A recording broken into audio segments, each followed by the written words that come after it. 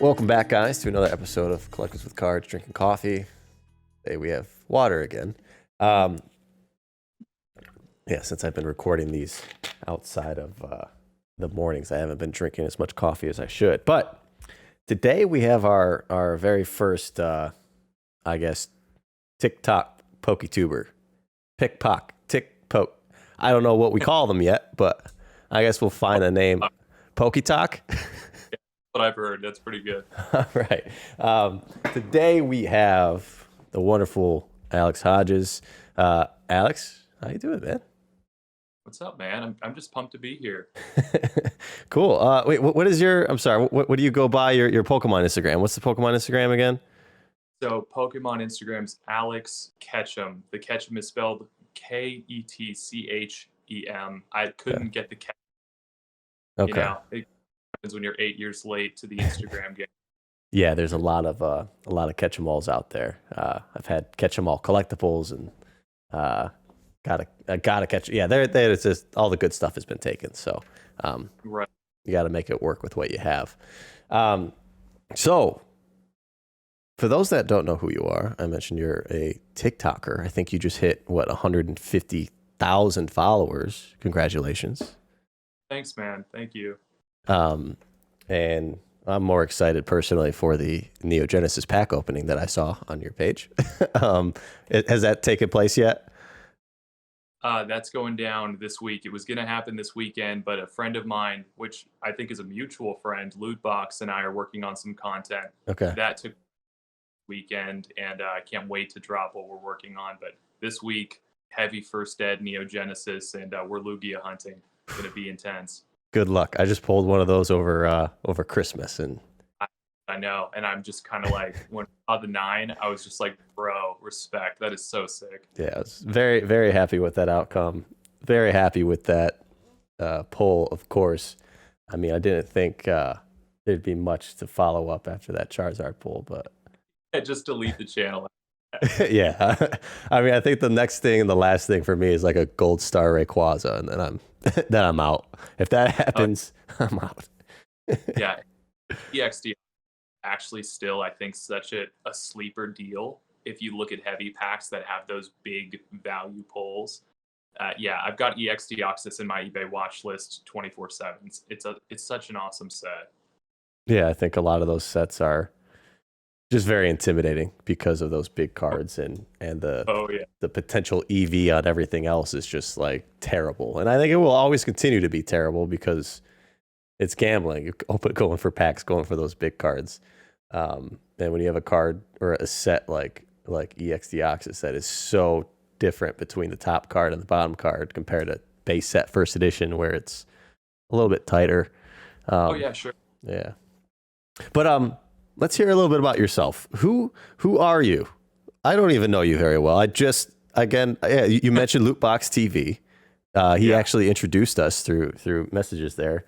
Our schedules didn't line up correctly, and he saved me by getting me in touch with you. So I thank him for that. But tell us a little bit about yourself. So, kind of a long story short, background was in social media. I've got an ad agency in Southern California, and for the past 12 years, we've just been kind of scaling, getting clients and doing the advertising thing. And for a long time, that was very fulfilling. I was excited about finding the Instagram targeting hacks. So we're going to do this and we're going to do that. And it was a lot of fun, but it ultimately started to feel a lot less passionate and a lot more transactional. And it just became very black and white. And there's kind of a bittersweetness to understanding how to blow up a Fortune 500's content and having that skill, but not being able to do it for yourself. Because it's like, I'm watching these personality brands thrive right now, and I'm enriching these brands and I'm making them millions, but I'm still just the guy behind the computer. Long story short, I'm at Dave & Buster's with my wife in 2016, and I get some tickets, and I'm like, hey, there's a Pokemon pack here. I haven't done this in years. I get an Evolutions pack, and I pull the Dragonite EX full art. Sorry, that's my co-host. He's a Def 15 coon. But yeah, get the evolutions pack. I get the Dragonite EX full art, and I Google like, oh, what's the value? Charizard was $50 in 1999. I wonder what this thing is. And I could not believe to see that the value on TCG Player at the time was like $35, $40. I was like, are you serious? And it kind of threw me into what I perceived at the time was like the ultimate midlife crisis. I'm like, oh no, I'm a 29, 30-year-old guy who likes Pokemon cards again. And so I kind of, as a closeted collector, was buying packs again. And through social media, just kind of monitoring what the YouTube algorithm was pushing into people's timelines, Google caught me typing in Pokemon, and all of a sudden it was feeding me on YouTube into Leonhardt.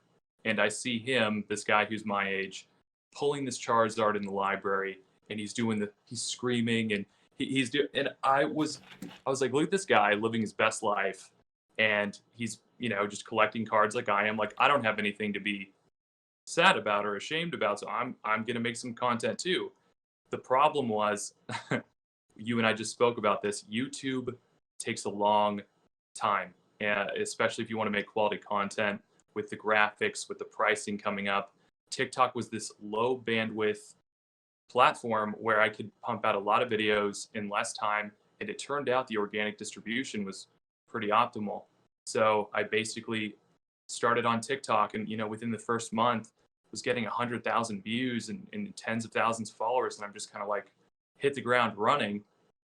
And I'm on my 12th month this month, so 1 year today, and I've gotten 40 million views, and I'm just kind of sitting here like, what does that mean? And where do we go from here? Mm-hmm. That's kind of where I've come from. Made about 360 videos in a year, and it's just been kind of a passion now.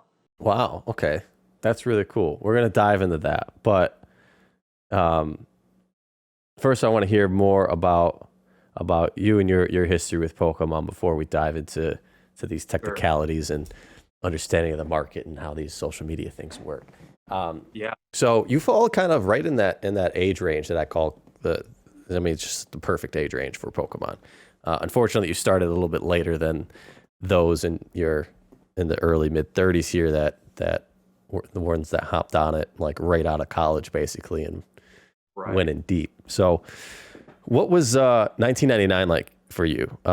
What you're like 33, 34? Yeah, 33. Okay, so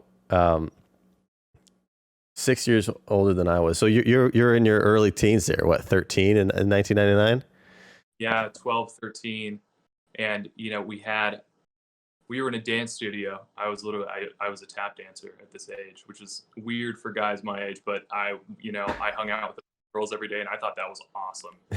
But there was a card shop next door, and they primarily focused on baseball cards, and that was like, whoa, these are pretty cool. They have pieces of bat on them.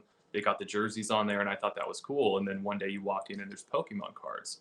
And this is right around the time when the show launched, and obviously my two sisters and I are just like, this is, Schindler's List for kids. It was just like, this is the greatest thing I've ever seen in my life. Oh my gosh, I relate to this so hard.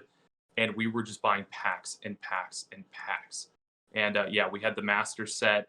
We would post up at the park, and instead of selling lemonade, when there were soccer games, we'd be selling our Pokemon cards. And I remember coming home one afternoon, 12 years old, having $75, and my dad's looking at me, as a business owner, and just being like, what are you guys doing out there? Like, he had the secondary market to him at that point was like, there's like, he was just like, what is happening? Why are people giving my kids money?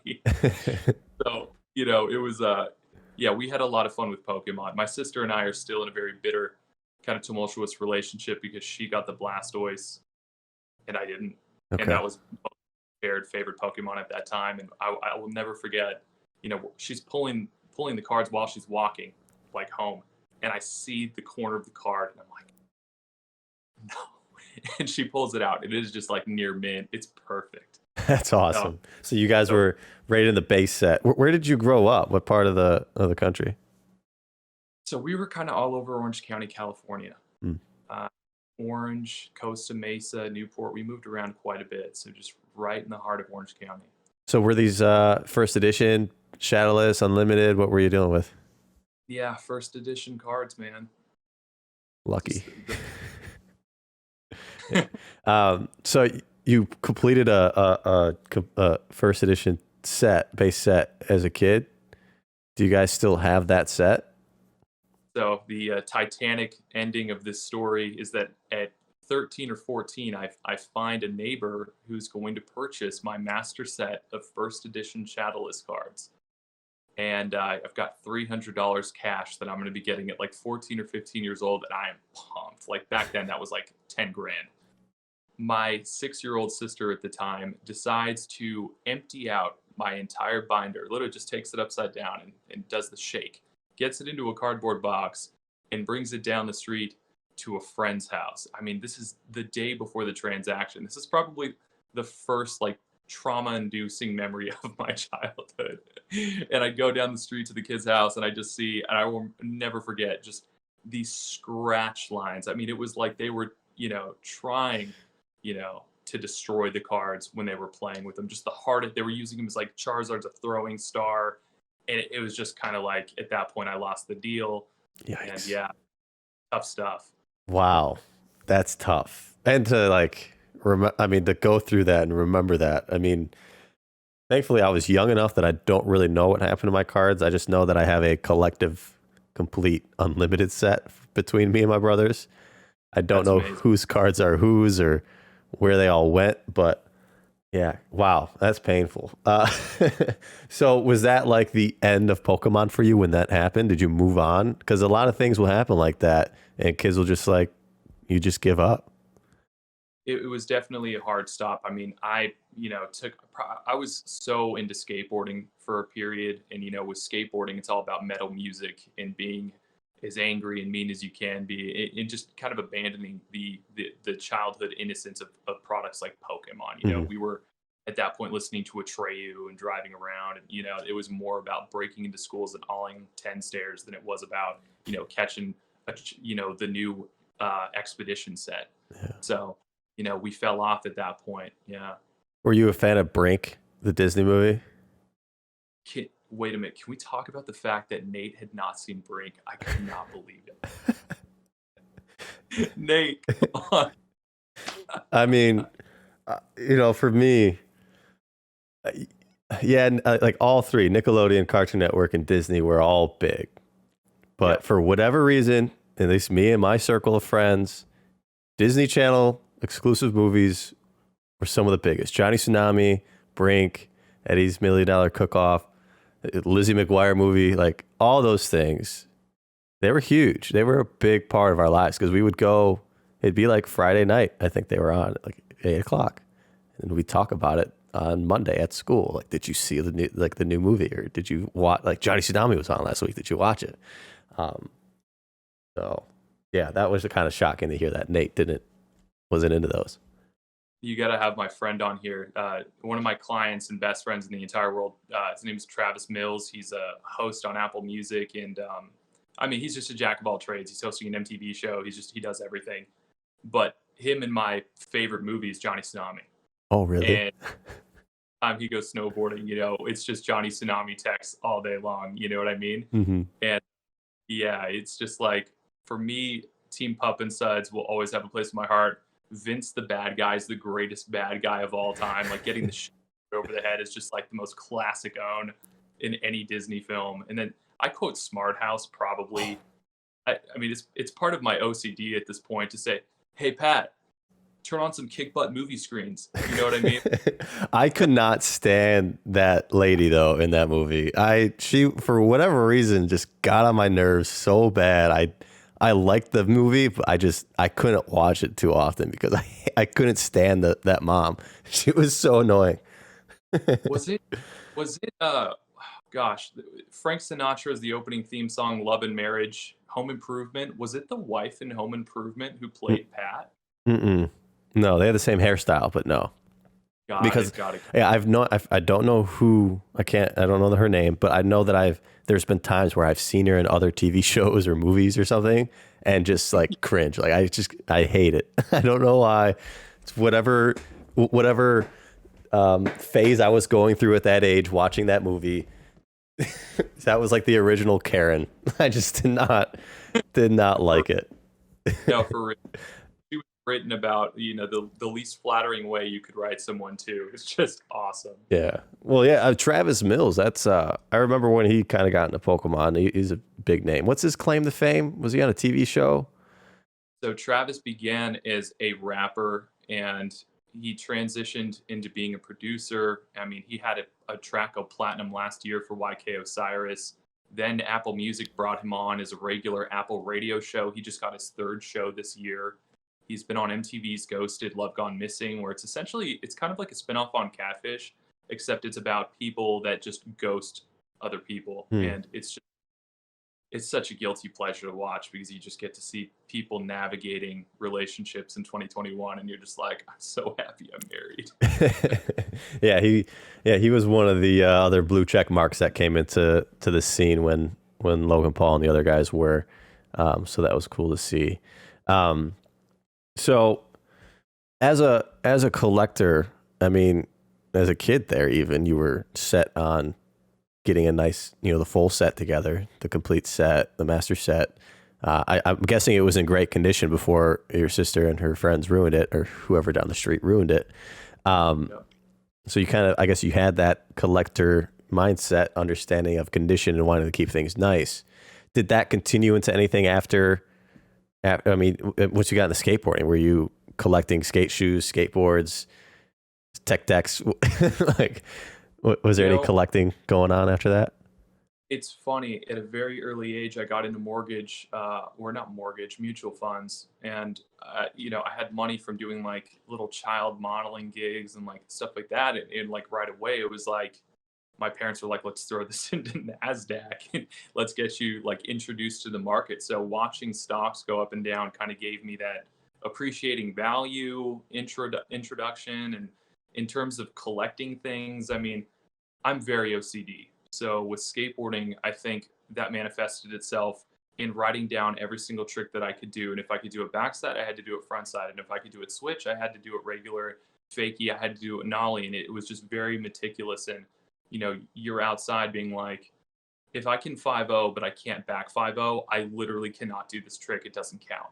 And that's kind of where that almost, I don't know, just all-encompassing passion for things. That's kind of how it just manifested itself, I think, in other areas. Just like a completionist, basically. Absolutely. Well, so you had to be a big Tony Hawk Pro Skater fan then. Oh, come on. Okay, I was Tony Hawk Pro Skater 2 specifically, the yellow cartridge on N64. That was my game. Manual, which began in that game, and you could wall ride. It was game over. Yeah. It was like, let's. Yeah, that was a great time, and I remember rediscovering it too. Like, I think in college maybe they had a phone app for it, and I spent 3 days just playing it in class. I didn't learn a thing. Like, I was just it was so much fun. That's always a great game. I didn't buy the remake though. I know they did a remake of I think the first 4 or first 2 maybe. I didn't get it, but I think it's, you and I are probably in a similar flow right now where we're so heavily creating that it's becoming more difficult to consume. Oh yeah. That's kind of my goal. That's been my goal since 2020 now. I can't believe it's already over. But there's that ratio. It's like 90% of people consume, 10% create. And I think my big thing is stop just looking at the phone, contribute to the pool that's in the phone. And I feel like, you've created so many videos in such a short period of time, all very quality. And I feel like you can't do both. You can't beat platinum trophy Tony Hawk 1 and 2 remake and also upload 50 uploads, in the span of 3 months. It's impossible. Yeah, no, that's one thing that I talked about with Squeaks in one of our earlier episodes. I've stopped consuming Pokemon content, and it's not only hurting my ability to make money, because that's what I do to make money is buy and sell Pokemon cards. So I'm missing out on that information, but I'm also missing out on watching my friends, PokeRev, Lootbox, even Squeaks videos. I don't have the time to watch. It's troublesome. I mean, I like watching that content. I like consuming the content. It's fun to create it, sure. But when you're not a part of it, of everyone else that's doing it. You're just still kind of just a loner, and it's not as fun. I mean, someone like Pat Flynn is doing it in a great way. He is so well engaged and connected with everybody. I don't know how he manages his time, but it's much better than me, apparently. So, yeah, at the end of the day, I mean, I think you're doing it right, because even if you miss Lee's latest video, having someone as high level as Squeaks to talk to on a weekly basis is going to keep you in the loop, better than if you watched 20 pack opening videos of stuff we've seen 1,000 times. And yeah, it's tough. If you're not paying attention, you can miss really urgent market moments where it's like, just recently, there's a trophy card, and you'll appreciate this, that was near impossible to get. 2019, actually, which is interesting. But I offered 5,000 for this card, and the price would have been accepted had I sent that 48 hours sooner. It was a buy it now, it wasn't an auction. And the average median price on eBay that exact day that my 5,000 goes in, all of a sudden jumps to 7.6. And what happens? He holds my money for 5 days straight, and then he hits me with the item was out of stock, and I'm like, it was an advertised eBay post. You were at an item you did not own, and he had 100% top seller feedback. This is not, backwoods John, zero feedback, account started in 2021. This is a guy that saw money on the table, and he went, I got to risk it to get the biscuit. Take your 5K. There's more I can make right now. And, had I learned that piece of info about that card 48 hours sooner, it would have been mine. It'd be here right now, or it'd be at PSA. mm-hmm. And that is the detriment of creating content, is missing out on the headlines of the day from those few high-level creators that are really giving away the juice for free. Mm-hmm. Yeah, I mean, even when I first started this, I was doing Twitch streams in the morning, searching for cards on Japanese websites, and as I added that into my schedule of doing things, I just didn't have real time to actually find these cards. I mean, although I was doing it cautiously, because I don't want to compete against myself when I'm looking for that stuff. So I was doing it very, very cautiously, and it just really just took away completely from my opportunity to buy these cards. So I had to stop doing that so I could have free up time again to really bunker down and try to find some, even though it's very close to becoming impossible with PWCC this month. That PSA 7 illustrator, I think, is going to cause more changes than the Logan Paul box break, and people aren't talking about that enough. So I'm curious to see what happens in that world. Yeah, it's interesting, because it's kind of both sides of the coin on that. You have Logan, which, ironically, I think is going to affect Modern, and then you have the Illustrator, which is going to affect Vintage. Mm-hmm. So we're getting it from both sides this month. It's going to be really interesting, though. Yeah, it's going to be. I can't wrap my head around it anymore. There's just nothing to. I can't. I used to have a good idea of what was going to happen. I just don't know anymore. It's gotten so ridiculous that it doesn't make, like, just in a general market standpoint, it makes zero sense for it to keep going up, but it probably will. So it's unsettling. I always thought, what's the ceiling for a true grail in Pokemon? And you think about that Mike Trout, was it 3.2? 3.2. Yeah. Mike 3.8. 3.8. So 3.8. And I think to myself, how many countries on Earth is American baseball being broadcast into on Netflix? And then how many countries on Earth is Pokemon's brand new series, Indigo League, and 10 films being broadcast to on Earth? From a distribution, from a market awareness standpoint. Mm-hmm. I mean, we get a major push into the Middle East, into a rich area, South Africa. I mean, the moment we go real global with the lore, with everything, Charizard could make Mike Trout feel really small one day. Look at this from a from a market awareness standpoint, I mean, yeah, there are countries that don't care about American baseball, and that card just sold, for 3+ million. That's interesting to me. Yeah, it's a different breed of people. I mean, cross collecting is very heavy right now, but sports has just been so long established, and there's so much money in it, and just that fact, it's going to take time. I don't think much time though for Pokemon to really start making some waves, because I remember when I first got in. I mean, I got in at a similar time, kind of right before Evolutions. It was always kind of chasing Magic the Gathering. That was Pokemon's big brother, and that was one of a lot of people's strategies, right? To pay attention to the Magic, see what's going on there, and play Pokemon in that same fashion. And then, I mean, I think 2020 was the year that it broke out of that, and Pokemon just overtook Magic, got bigger. I mean, the biggest cards are still, there's still Magic's on top, but that gap is closing quickly, and I guess the vast majority of collecting Pokemon just definitely took over Magic, with how well almost every set's doing, almost every promo. It's really quite incredible to see everything get absorbed by this market. And I don't know. That's the biggest thing, I guess, is how much more demand can there be? Who's still sitting at home that just isn't aware of this? It just like people are just living under a rock, it seems like, still.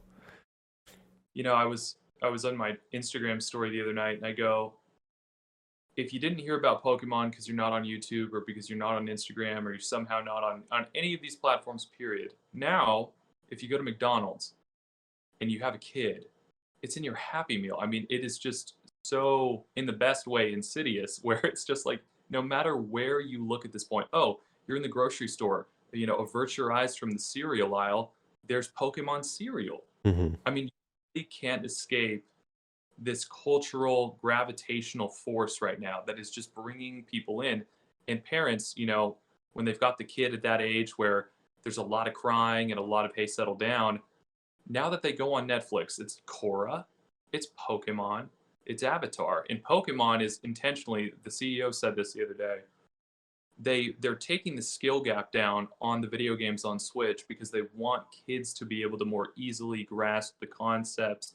I mean, they're really thinking about this next generation of kids, and this growing with them just as it did with us. I mean, the whole mastermind game plan is amazing. It's just yeah, you have to wonder where it leads. It's unbelievable. Yeah, that kind of concerns me about Pokemon Snap. I'm hoping there's some competition level that they can include in it, but if they really dumb that down, it'll be fun still, but for how long? That's always my issue with Pokemon games, is they're always fun, but for how long will they be fun? So you've taken over this world of TikTok with Pokemon content. Why? I mean, why not YouTube? Why not Instagram? Why not, I guess, Facebook? Why? I mean, why TikTok? What is that giving you? Like, what opportunities does that give you? I think the easiest explanation, and I would encourage anyone who's a content creator to heed these words: organic reach. If you use hashtags, if you use audio, you can have 0 followers and get 5 million views. And it can be a one-time deal where you send 2,000 people to the YouTube link in your bio, or it can be a steady flow of free organic reach that you'd be paying tens of thousands of dollars for on any other platform. Back in 2013, if you have a channel like yours, a channel like Twice Baked Jake, anybody who's doing the high level really well is getting organically plugged on YouTube, and then you get this algorithm update after algorithm update after algorithm update, and suddenly these people that are top tier creators are getting 3 organic subscribers a day. And it really is a shame that TikTok seems to be the only game in town that's not pay to play. in terms of discovery or getting some astronomical shout out, conversion from Lee or from Ando. So TikTok for me was just very straightforward. It's less time to create this video, more organic reach. And it allowed me to document in a way. One of the most powerful things I've ever heard is don't create, document. And I'm sure you've heard this before. I think it's a Gary Vee line. And TikTok's an Instagram story that you curate with music that's already on the app. So I don't sit there and go, hey guys, I'm going to skydive right now. I'm going to say a punchline halfway down, and then I'm going to look for the Charizard when I land. Like, I don't have to get creative. I can walk into an LGS. Hey guys, I'm going to look for this Vivid Voltage GTB. Hey, I got it. It's $70. I wonder what we're going to pull. And what I would do anyway has now translated to 700,000 views. Really, it's not 1-to-1. It's like 1-to-100 in terms of. And I think a lot of people get caught up on the Charlie D'Amelio aspect of it. My primary demo is guys my age. Criminal defense attorneys are messaging me. Nurse practitioners are talking to me. Guys that have a firm. A record label CEO who I work with was like, hey man, just saw your TikTok. I followed. That was sick. It's like, what? Like, what? What? You have a TikTok? This is ridiculous. So I think there's a lot more going on there than people realize. And I would encourage anyone that's trying to grow a channel or grow anything or even trying to sell, the amount of conversions for sales is unbelievable. I would just encourage people to get on there. Is that a big thing for you? I mean, do you have a platform that you sell Pokemon? Where are you taking this? Where are you utilizing this organic following? So I had a mouse eat a wire in my car and explode. I mean, this guy was all over the interior of my car. It ended up being an $8,800 repair. And I had about 15,000 bulk modern cards sitting in my closet, and I'm like, okay, this is a little OCD, and I have this massive repair that needs to get fixed. I'm gonna do some repacks. I'm gonna put them on my TikTok. I'm gonna make it legitimately like valuable. I'm not gonna put a bunch of, Palkia GXs in there and $1 ultra rare and 12 cards. I'm not gonna rip people off. I'm gonna make this like a good deal. I'm gonna recoup some money from this, and I'm just gonna try and get this money for the repair. And I set up the repack video for TikTok, and I put an eBay link in the bio. I'd never sold a thing.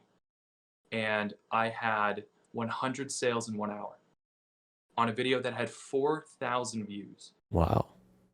4,000. We're not talking about a mega viral, shimmy to taiga dancing hit video. This was literally 4,000 views and 100 sales. And, 100% positive feedback, went really well, paid for the car repair, and it was unbelievable, honestly. And that for me is like, yeah, I mean, think about how much easier it would be to get a subscriber on YouTube than sale on eBay on a repack. Wow, that's incredible. So what hashtags are we using? Help me out. Honestly, I'm open source. Go to my page right now. You're going to see, I literally have a keyboard shortcut for my hashtags because I'm so tired of typing them in. It's hashtag poke, and then it just like autofills like all my hashtags. Okay. Straightforward. Pokemon cards, Pokemon pulls, Pokemon TCG, Charizard, Storyteller, eBay. You literally cover all those bases. And if you can find that top tier real estate, I mean, you're just getting organic reach for days. I mean, if you would have told me last year when I had 0 followers that I'd have 40 million views in a year, I mean, in my wildest expectations, if you would have said, what's the best thing that could happen? I'd probably say, oh, like maybe like 1 million views. If I did really well and if I killed it and, pulled every first edition base set shadowless card in existence systematically. No, but it's really not tough for the return that you're getting. And there's so many talented people on here. I think Squeaks on TikTok would explode. I've been telling them. But it's a free billboard at the end of the day. Like, it's a billboard on the highway. That one's empty. It's the TikTok billboard. Here's a 60-second nugget of wisdom, and Squeaks is just pumping out the knowledge, right? If he just takes seconds, throws it on there, uses the hashtags and uses the trending audio of the day, oh my gosh, he would explode. So that's a big key, the trending audio of the day. Okay. Because I've made very sporadic TikTok videos. I just did that recent one when I bought the trophy card and picked it up from Gary. Sick, by the way. Thank you. That was quite. I'm still just pumped up about having that card. But yeah, I guess I don't even know how or where to pick the trending music. I think I picked something that I've heard before, so I just selected it and used it.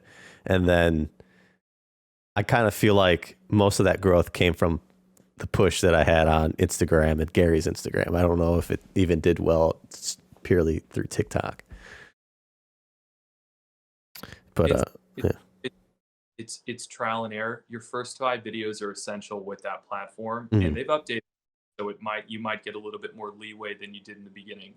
But they will essentially audition American Idol style with their algorithm, your content, and the one that does the best, that has the highest traction, they'll go, okay, you're going to get an extra boost to the mid-tier distribution level. And at that point, that's their wink to you. Do this more. And at that point, it's like, okay, this video link, these hashtags, this audio. I found a ton of success, actually. I mean, beyond the trending audio, I've just been using video game audio because there's a ton of demo overlap between the video game guy and the Pokemon collector, and or just the kind of acquaintance of the brand. And it's been honestly, the second you get a video that does more than 10,000 views, you'd be like, oh, this is powerful. Yeah, I think I've had 2 or 3 with 10,000 views now, but I haven't kept up with it. So maybe I should start pushing it more. They favor people that upload regularly, which is one of the reasons that I went just hard on it. I'd film videos in one day, save them as drafts, and that gets Tuesday, that gets Wednesday, that gets Thursday.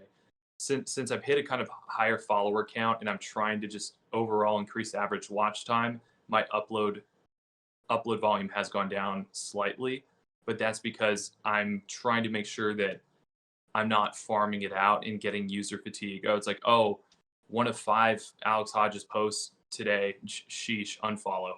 Because I know that's one of the flip sides, obviously, with social media, is just being in people's face too much with too little to give. Right. So are you making any money off these TikToks, or is it still just mainly when you push them to your eBay or push them to somewhere else, that's where you... So no longer pushing to eBay. I'm getting, a healthy amount of organic views. And once you're monetized, they'll go retroactive. So if the video, one of 360 videos, from March, decides to randomly explode again, because they'll do delayed explosions on content, you're getting paid. I did my first month being monetized was like $450. I'm like, oh, that's cool. Second month was like 600, and I was like, all right. And this last January was 1080, and I was like, okay, so we're seeing increased growth. And then I've had brands reaching out to me now, and news outlets like BuzzFeed, and now opportunities like this. So it's not just the TikTok dollar now. Now it's opportunities to, I don't know, to put myself out there in ways that could be, I don't know, just a total different setup from what I do for a career. It's really been interesting. What does it take to get monetized on TikTok? I believe it's 10,000 followers and maybe some threshold for uploads or views. Okay. It's not that bad. Oh, interesting. Maybe I should push for that. That sounds pretty cool. I mean, it's paying you to grow your TikTok and your YouTube. That's the wildest part. Yeah. I mean, that's something that would be fairly easy to do, because for a while, I was doing these highlights for my podcast, 10, 15-minute highlights. That was just taking so much time to find, go through, and do. But taking 30 seconds, I feel like would just be like really easy to just take that and throw onto a TikTok. But I also know like the video size was always a mess to work with. Like I don't know if you have to like film a separate, or with a separate camera, basically. There's 2 approaches for me. It's shooting in 4K at the wide focal length Mhm. and having two different sequences, your standard, and you can crop in if you're in a 1920 by 1080 sequence and kind of zoom in, zoom out, and then you flip it and make sure you're kind of framed wide, and then you crop it for that horizontal 9 by 16 story TikTok format, and then Mhm. you get that spliceable content for Instagram. I mean, it's the tide that raises all ships for me. And my biggest failure of 2020 was taking a backseat on YouTube Mhm. because having put in honestly a quarter effort on YouTube. I mean, I think I have like 880 subs on YouTube with 3 videos and like no regular uploads. Had I been nurturing that, that would be another place where I could just be, growing and taking advantage. But we'll get there. It's one step at a time. Yeah. So are you still running this agency, this social media agency, or are you Yeah. okay? Is there the idea to get away from that here soon, or what are your plans with Pokemon? It's it's my baby. Okay. Echo has been something that I've grown with, and honestly, getting my own taste of what I can do for people has reinvigorated my love for what I do with my agency. It's showing me the value of it's not just KPI reports, it's not just the CEO signing the retainer contract and us getting the money at the end of the year. It's, oh, this is translating all the way down to brick and mortar. If I make this manufacturer, this brand pop off, the brick and mortar business is going to do well too. So I don't know. I'm seeing the supply chain really from start to finish now in a way that I never did before. And so I'm going to try and straddle both for as long as I feasibly can. I also Mhm. have just a one team of people that I'm in love with, and seeing them grow over the past 5, 6 years, some guys 8 years.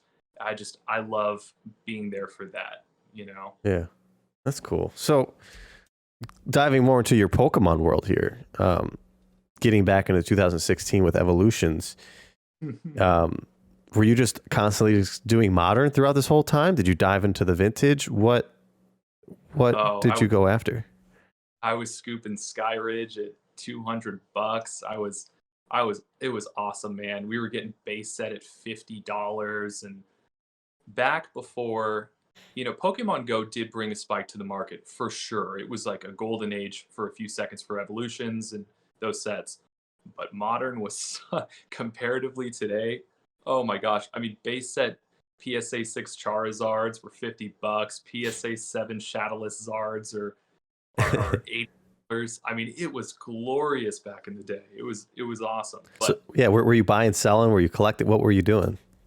collecting, just being a hoarder, getting all my stuff. The first time I've ever actually sold vintage in my entire life was 2 weeks ago, and the only reason I did it was Yu-Gi-Oh style, sacrificing my monsters to get the bigger monster obelisk. It Hmm. was I trophy card, and if it meant sacrificing some Skyridge and a few slabs, I was willing to do it because it was just like I will never be able to buy this card again if I don't seize the opportunity now.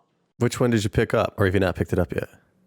I haven't picked it up yet. I honestly, I've talked about it a little bit, but you know how it is. Yeah. Like I'm sketched to put it on blast. It's out to find out, but I'll talk to you about this afterwards. Okay, cool. Maybe I can help you find it or get one. I don't know if Yeah, it's I've got so been. many Japanese who's looking around for it right now for cheaper than market. It's so tough. Yeah, I mean, number one advice right there: don't try to find it for cheaper than market. Just buy it. I really did though. Oh, I'm not the guy that lowballs. I never go into an LGS and grind in a way that makes me kind of the dopiest buyer of all time. But when you and Squeaks were talking about that, like the guy that goes, I'm not going to give you 75, I'll give you 65. And then the guy comes right afterward and goes, buy it now. And he goes, oh, come on. It's like, put in the $10, dude. Yeah, yeah. No, it's so incredible what I've passed up on for just pennies. Like, it's so dumb. Um, but what were like your first collection goals then when you got into the hobby? Were you just buying everything? Like, Vintage seal pack. Every okay, single one is that was the goal. and you completed it? I'm really close. First ed, unlimited. That is literally where the story is ending right now. And with Logan, it was so bittersweet because the light packs were already up to 6, and now after the 27th, for fact light for a period of first ed shadowless is going to be 11. It's going to be 12. Best case scenario. Yeah. And so I just sold one 2 days ago for like 6. Yeah. And I was like, I probably shouldn't have done that, but oh well. I have from good friends that are like, hey man, you still got that Charizard art? I'll take 7 today for it in cash. And I'm just kind of like, I'm good. Nah, no, thank you. So every pack, did you ever buy any boxes? Did you open stuff? It's tempting to open up those packs. You got to think it was relative at the time. So, I was never under the impression that a first edition base set box at that time was worth it. I'm like, this is thousands of dollars. And I made substantially less at that point in my life too. So money was very different. I'm not justifying these big expenses. Me spending 200 on Skyridge was a huge deal. It was like, my wife and I are sitting there just like, wow, are you sure? Oh my gosh, this is you could buy a used PlayStation for this. It's just like, it was a lot to think about it, especially at a time when, the only guys talking about this stuff were TCA, SM Pratt, Rhyme, Leonhardt, and Ando.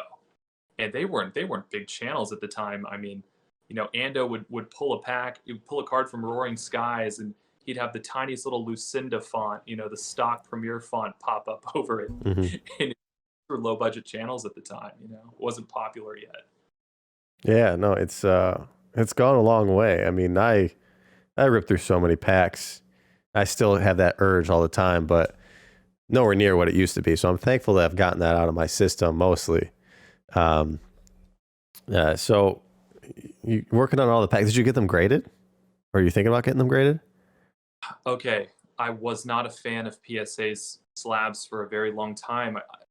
If you see the way that the top of the flap would be folded into the slab itself, it almost looked like, well, if you take it out of the slab, you're permanently going to have this kind of slick backed haircut on your slab, like this grease lightning tab thing going on. And I'm like, I don't like that. And just yesterday, my friend Lou posts the brand new booster pack vintage slab, and it's gorgeous. It properly looks protected. You get the whole tab in there, just standing tall, and it looks so much better. I'm really happy PSA did that. Yeah. So are you gonna do that then? You're gonna send them off? At this point, I'm thinking, given I don't think it made sense before now. Yes, that first edition Shadows Charizard pack 100% would be a PSA 10. Yeah. I think that case could very well change the market on sealed packs. Oh yeah. Which is really, really interesting. I mean, it's something that we've talked about for years and really didn't think they would do it, but they just kind of did it randomly. There wasn't an announcement. There was just like one day somebody had these packs in a new slab and we were just like, sweet. All right. Game changer.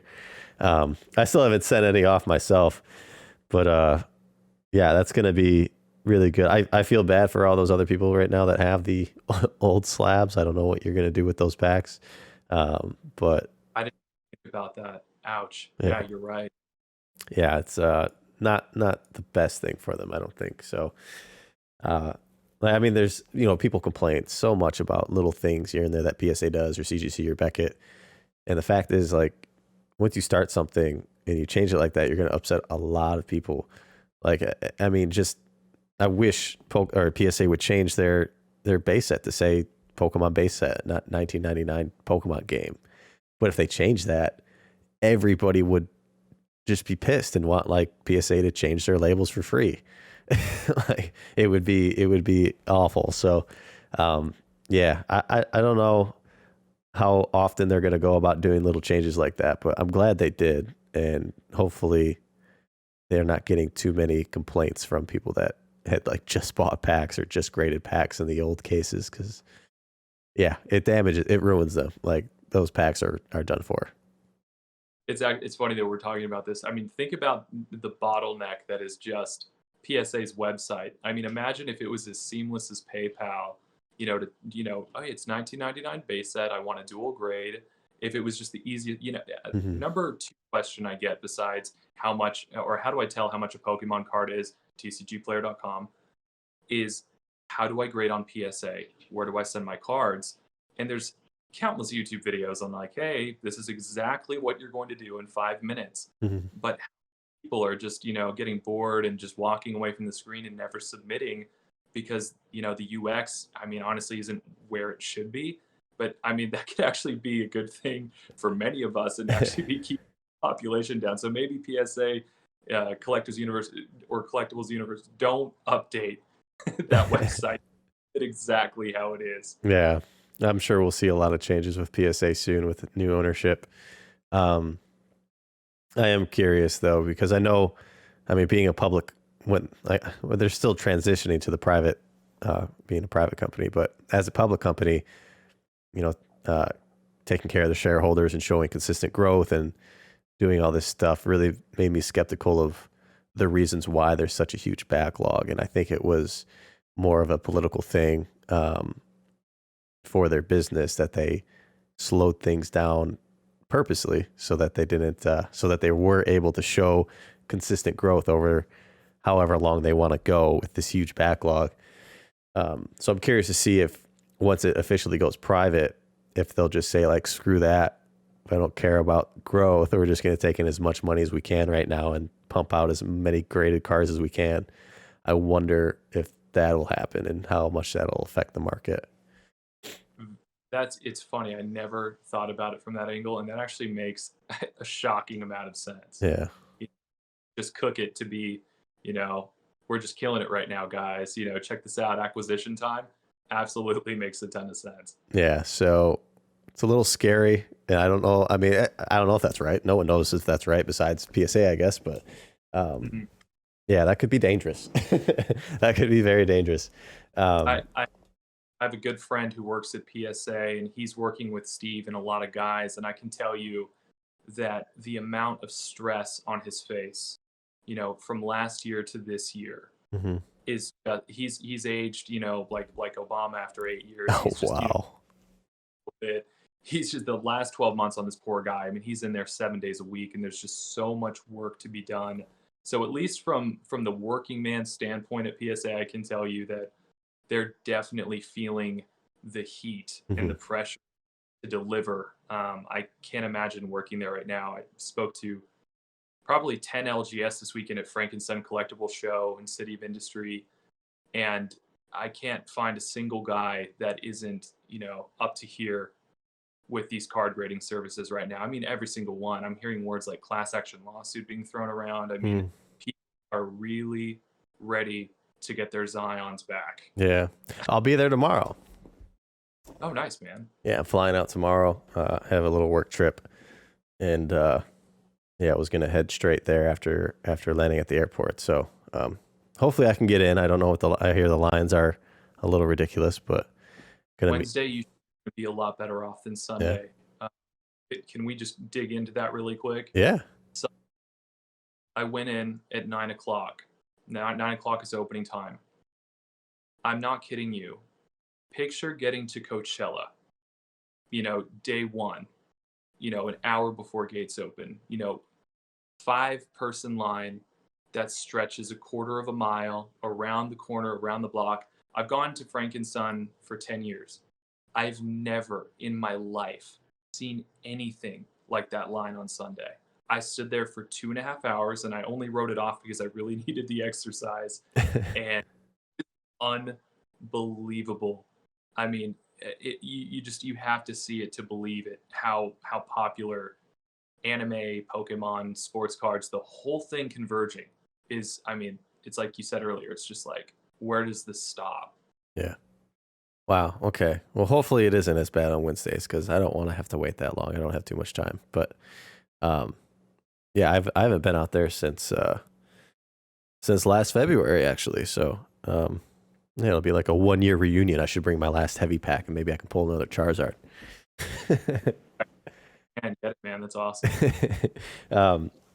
So yeah, what are your goals now? I mean, is your focus really just mainly TikTok, or are you? I mean, I went through it a little bit. You're doing a lot of modern openings and quick shots of Frank and Sons or whatever local LGSs you can hit up. or talking about a few of the market things here and there. I don't see too much vintage stuff. Is there collection going on behind the scenes still? Are you just buying a little bit of product here and there to do openings and make videos with? Are you buying the whole, like, what's going on in that world? So for TikTok goals, I learned this year, like, the kind of greatest power of TikTok is that it's geo-targeting natively. And that resulting in local businesses that are failing, having their best months and years, having a line out the door for weeks. And that kind of had a life-changing moment back in June where I went to a shop in Riverside called Video Game Trader. Very small. I mean, this is a shack. It's 400, 500 square feet, no air conditioning, but the guy carries retro video games and skateboards. It's unlike anything. It's like you take an old skate shop and Fry's Electronics make it all video games, from Nintendo to Atari all the way up to modern systems. Get in there, make a TikTok video. He kind of hits me with the "don't film my shit," and I was like, whatever, man, you'll thank me later, I think.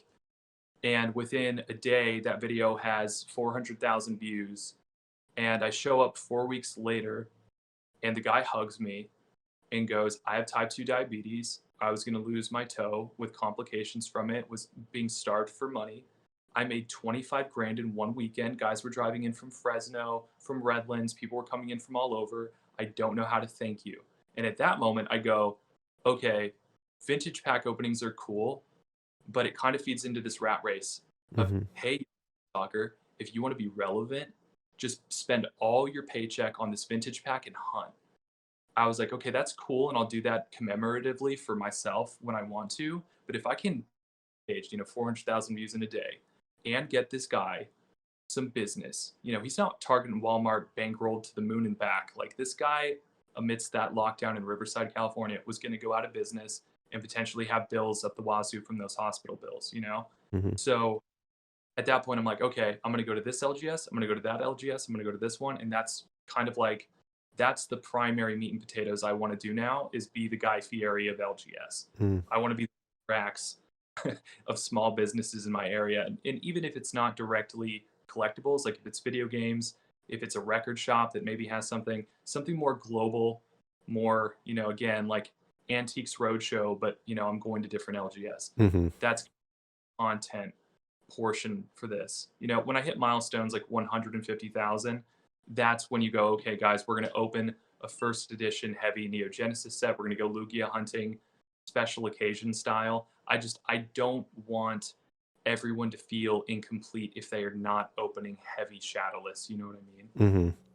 Yeah, no, it's so easy to get caught up in the world of comparing yourself to each other, and especially competitive people like myself. Like, it's dangerous. I mean, because you only see the good, right? You only see the good on social media. People don't show off the bad or just the normal, really.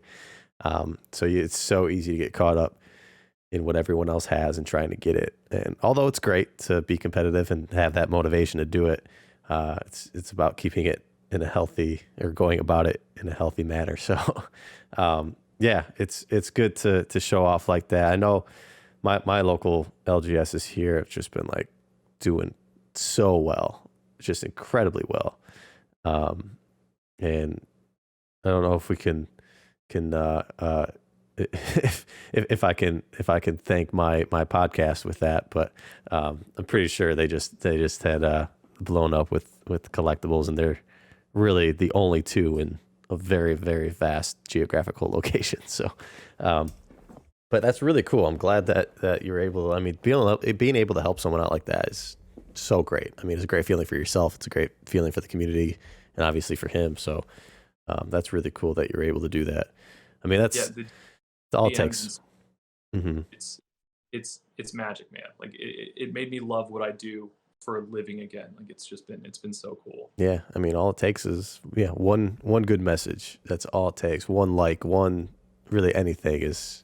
That's all. That's what we do this for. Like, I mean, I do this to share your story, to share people's stories, and it's great. I mean, the incredible amount of feedback that I get, and thanks for doing stuff like this just means the world, man. It's so much fun. That's why it's so much fun doing this stuff.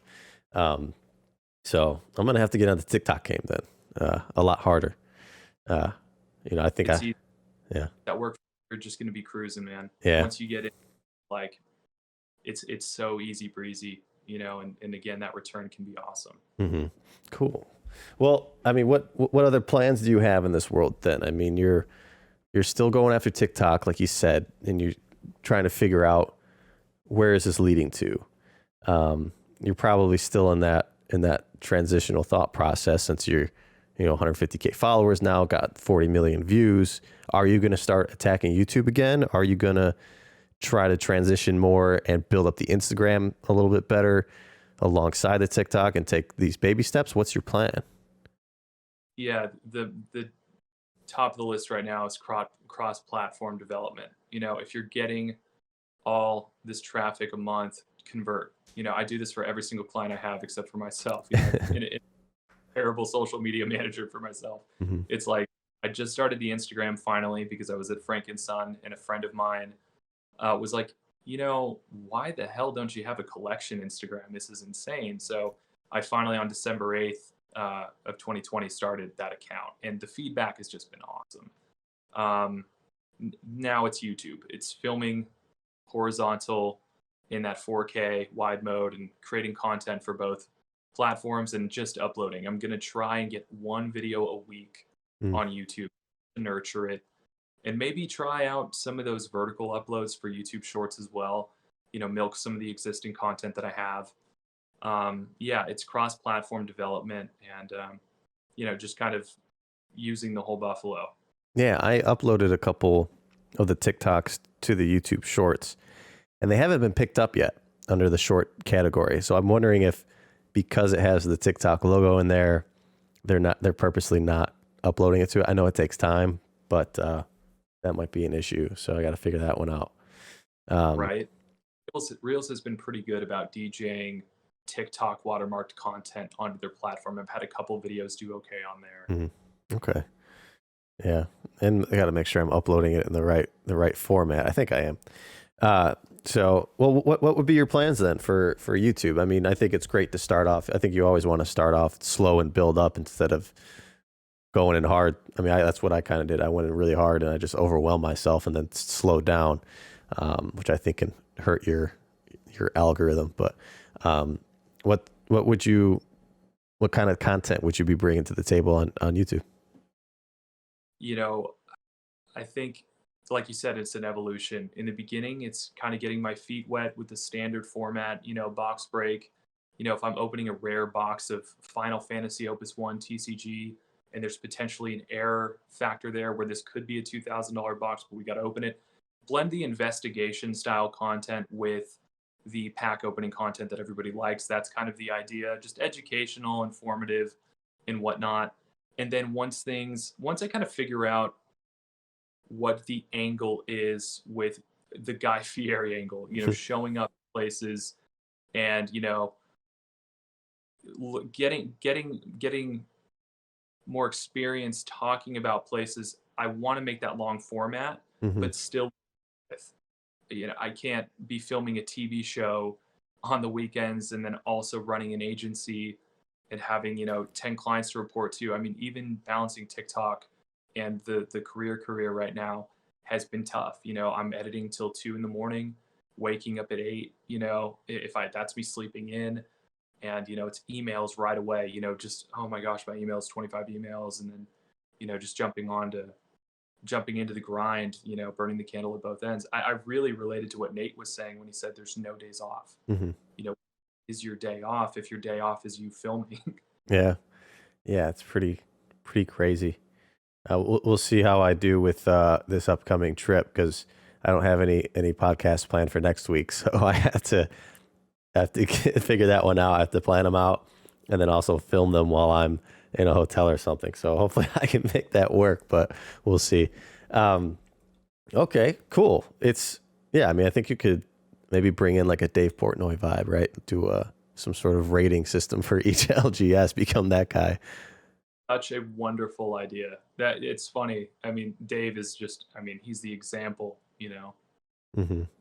Yeah, he blew up Instagram when Instagram's organic plummeted, and Dave was just it was like literally like every influencer in the world was okay. Every photographer died, and then Dave Portnoy, he went to the moon. Yeah, he started this whole craze. Dave, Yeah, he just did a pizza review at a place like 10 minutes down the road from me, and I just missed him. I grabbed Pokemon packs. Huh? I watched. Yeah. You were driving an hour looking for him. I can relate to that so hard. Yeah, I was so upset because that would have broke the internet if I got him to open up a pack of Pokemon cards. And I had good stuff too. I had like a Japanese base set pack. I had what else did I have on me? Japanese Neo, and then Legendary collection, I think. That would have been really cool to get him to open up some packs, but didn't happen. Maybe next time. Imagine Dave Portnoy opening Legendary and getting reverse Charizard. I mean, it would just be so good. I'd just smash it in pizza sauce and ruin it. That would have been hard to watch. But cool, man. I think that was great. It's very informative. I'm very happy to get to know you and get your intake on this TikTok world. I think yeah, it's definitely still in sleeper mode for a lot of people. I mean, it's the new kid on the block, but you know, how much longer until the next guy comes along? I think TikTok's really established itself, so it'll be around to stay until some random thing comes up where they might shut down again. But who knows? Right. That could happen to anybody. So yeah. I mean, maybe if you're around Wednesday, I'll catch you at Frank and Sons. So tomorrow, I guess, which will be yesterday when this video is uploaded. If not, well, I'm sure we'll cross paths eventually at some point. And yeah, I just want to thank you for your time today, man. I really appreciate you hopping on in such short notice and saving me this week and getting an episode up for Thursday. I'll definitely be paying attention more and trying to copy you what you're doing on TikTok, so I can start finding some of that organic growth over there as well. Yeah, open source. I think this space is big enough for everybody to be in a non-compete situation where we can all just kind of boost each other up. And with that said, thank you for having me on. I mean, again, I watch you guys all the time. You and Squeaks talking to me is like, that is the content I am making time to consume. And for me to be here, shout out to Juice for making the connection. I mean, it just feels pretty surreal to have been on Poke Tea Time and to have listed 3 small creators or upcoming creators that I'm watching on a regular basis. And you're one of the guys that I'm listing, you know, within hours. It's like, hey man, you know, can you jump on? I mean, it's surreal. So thank you. No, thank you, man. That's really nice to hear. It's always, yeah, it's sometimes a thankless job what we do, creating content, and it's always nice to connect with one another and help support each other. So thank you for those kind words, and I'll be sure to relay those over to Squeaks. I actually have to record with him here in about an hour or two, so very nice. I'll be sure to bring this up and let him know, because I think we are looking to possibly add some guests on our show here soon. We'll have to figure that out, but thank you, man. I wish you the best of luck with this transition into building up the YouTube and Instagram on top of your incredible TikTok brand already. And yeah, I'm sure we'll be talking soon. Thanks so much, man.